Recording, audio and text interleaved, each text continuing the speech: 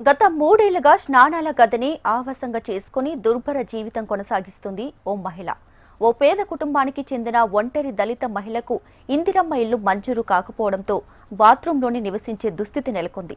యాదాద్రి భువనగిరి జిల్లా తుర్కపల్లి మండలంలోని వీరారెడ్డిపల్లి నిరుపేద కుటుంబానికి చెందిన దళిత ఒంటరి మహిళ మందాల పోచమ్మ కూలి పనినే జీవనాధారం. 3 ఏళ్ల కిందట వర్షాలకు పెంకుటిల్లు కూలిపోయి నిలువ నీడ లేకుండా పోయింది. కాంగ్రెస్ సర్కార్ గ్రామాల్లో నిర్వహించిన ఇందిరమ్మ ప్రజాపాలన సభలో సైతం ఇందిరమ్మ ఇల్లు కోసం దరఖాస్తు చేసుకున్నప్పటికీ మంజూరు కాలేదు. ఇందిరమ్మ ఇల్లు వస్తదని ఇటీవలే మహిళా సంఘాల్లో 1,00,000 అప్పు తీసుకుని బేస్మెంట్ లెవెల్ వరకు నిర్మాణం చేసింది.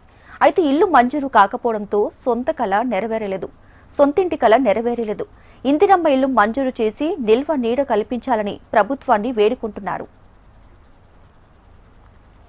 3 ఏళ్లుగా బాత్రూంలోనే నివసిస్తున్నానని బాధితురాలు పోచమ్మ ఆవేదన వ్యక్తం చేస్తుంది. గత ప్రభుత్వంలోనే ఇల్లు ఇస్తానని చెప్పి ఇవ్వలేదన్నారు బాధితురాలు. కాంగ్రెస్ సర్కార్లో అయినా ఇల్లు వస్తుందనుకుంటే ప్రభుత్వం మొండి చేయి చూపింది. తనకు ప్రభుత్వం ఇందిరమ్మ ఇల్లు మంజూరు చేయాలని కోరుతున్న బాధితురాలు. మరింత సమాచారం మా ప్రతినిధి రామిరెడ్డి అందిస్తారు. గతంలో ఉన్న పెంకుటీలు కూలిపోవడంతో తాను స్నానాలు చేసే బాత్రూమ్ని కిచెన్గా మార్చుకొని జీవనాన్ని సాగిస్తున్న ఒక ఒంటరి మహిళపై స్పెషల్ స్టోరీ. నేను మీ ముందుకు వస్తున్న రామిరెడ్డి. గత 4 సంవత్సరాల నుండి పెంకుటీలు వర్షాలకు కూలిపోవడంతో 4 సంవత్సరాల నుండి ఆమె ఇల్లు లేక తన బాత్రూమ్ని కిచెన్గా మార్చుకొని జీవనం సాగిస్తుంది. ఆమె ఈ పరిస్థితి ఎందుకు వచ్చింది, దీనిపై ఎవరినైనా ఆశ్రయించిందా, ఆమె వివరాల్లో ఆమె మాటల్లో తెలుసుకుందాం. అమ్మా, నీ పేరేం పేరు? అసలు ఏమైంది నీకు? ఏమైంది? ఇట్లా నాకు ఇల్లు లేదు. ఇల్లు లేక నేను ఇల్లు కూలిపోయింది. ఎన్ని రోజులు కూలిపోయి? 3 సంవత్సరాలు అవుతుంది. 3 సంవత్సరాలు కొలిగింటిలో ఉంటున్నా. మరి గతంలో నీకేమన్నా ఇల్లు మంజూరు అయిందా? చెయ్యమని పోయినా రాపించుకున్నాక రాదని అంటారు వాళ్ళు. ఇప్పుడు గతంలో నీకు ఇప్పుడు కేసీఆర్ గవర్నమెంట్ లో గానీ ఈ గవర్నమెంట్ లో గానీ ఏమన్నా మంజూరు అయినాయా? అప్పుడు కేసీఆర్ ఇస్తాడు. ఇప్పుడు ఆయన లేడు కదా, ఇయ్యలే. ఇప్పుడు వీళ్ళు ఏమంటారు? నీకు రాదంటారు. ఎందుకు రాదంటారు? నీకు రాదు అని చెప్పారు. అంతే. కారణం ఎందుకు అన్నారు? నేను ఒంటరి మహిళగా మరేమన్నా పైసలన్నా ఏదో రాస్తురట గదన్న రా, ఇల్లు రాకుండా సరే గిదన్న రాయి అని చెప్పిన. ఇప్పుడు నీకు ఇల్లు లేదు కదా, ఇప్పుడు ఎక్కడ ఉంటున్నావు? నువ్వు ఏడ పడుకుంటున్నావు? ఇంట్లో ఏడ పడుకో వస్తుంది, పడుకోరాదు కాబట్టి ఇంట్లో వంట చేసుకొని అక్కడ మా అమ్మల దగ్గర వంటున్నా. మీ అమ్మల తనం అంటున్నా. నైట్ పొద్దున్న వండుకొని పనిపోతున్నా. పిల్లలు ఎంతమంది? ఒక బిడ్డ. ఆమె ఎక్కడ ఉంటది? అత్తగారింట్లో. ఇప్పుడు ఏం చేసుకొని బతావు నువ్వు? కూరగాయలు అమ్ముకొని బతున్నా. కూరగాయలు బతుకు. ఏమన్నా వ్యవసాయ భూమి ఇట్లా ఉందా? వ్యవసాయం లేదు, ఏం లేదు, భూమి లేదు, ఏది లేదు. నేను ఒక్కదాన్నే ఉన్నా, ఏం లేదు నాకు. ఇది కూడా అమ్మోళ్ళు ఇస్తాన్నారు. ఈ స్థలం ఇస్తా అంటే అలా కట్టుకుంటా అంటున్నా. కట్టుకుంటా అంటున్నా. ఇప్పుడు నువ్వేం అడుగుతున్నావు? కట్టుకుంటా, ఇల్లు కట్టుకుంటా. అలా అడుక్కున్నా, కొంచెం స్థలం అడుకొని అలా కట్టుకుంటా అని ఇల్లు ఉంటున్నా. ఏ ఇంటికి పోయినా కిరాయి కట్టానని కిరాయికి భయపడి. ఇప్పుడు ఇంత ముందు ఎవరిది ఇది?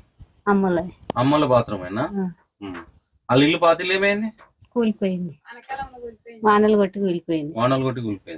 మహిళా సంఘం 1,00,000 రూపాయలు తీసుకొని బిస్మిట్ కట్టుకోరు, ఇంకో దగ్గర 1,00,000 తీసుకొని. చూస్తున్నాం కదా ఎంత దయనీయ పరిస్థితులు ఆమె జీవనం సాగిస్తుందో. మరిన్ని వివరాలు పక్కనే ఉన్న గ్రామస్తులను అడిగి తెలుసుకుందాం. వారి మాటల్లో ఆమె వాస్తవికంగా ఆమె గత 2 సంవత్సరాల నుండి బాత్రూంలోనే జీవనం సాగిస్తుందా, దీనిపై అధికారులు ఎందుకు స్పందించట్లేదో గ్రామస్తులను అడిగి తెలుసుకుందాం.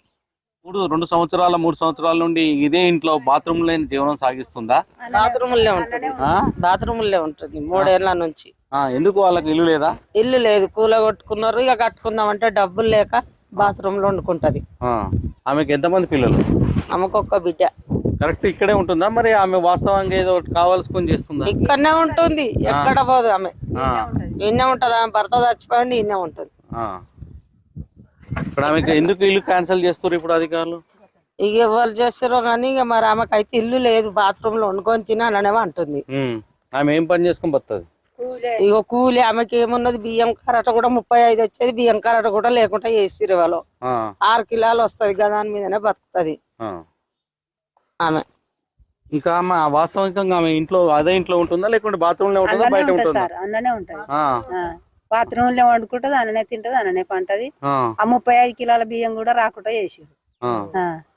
35 కిలోలు ఎప్పుడు వచ్చేది? మొదట్లో వచ్చేది.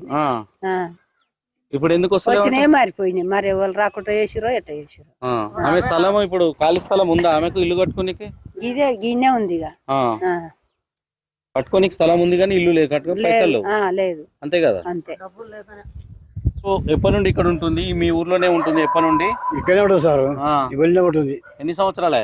20 ఏళ్ళకి వస్తుంది, ఆ, 20-30 ఏళ్ళకి వస్తుంది. ఆ. చాలా రోజులు అయింది ఉంటుంది. ఆమెకి ఇల్లు కట్టుకుంటాం స్థలం ఇచ్చిర్రా మరి మీరు? ఏమి ఇచ్చినాం, ఆ. ఇస్తే ఇక అది మొక్క అయిపోయింది, అది అనే ఉన్నది. ఎవరు మోకో చేసిర్రు అది? ఏమో ఇక సెక్రటరీ గిట్ల రాసుకోడు, పొడవ చేసుకోడు, ఆ. ఈయనని పెట్టడానికి దామాచాడు. ఇంతకుముందు ఏమన్నా మంజూరు అయిందా మీ బిడ్డకు? అయింది, ఆ, మందులు అయింది, ముసలాకి అయింది, ఆయనకి అయింది, ఇద్దరికి అయింది. ఆ.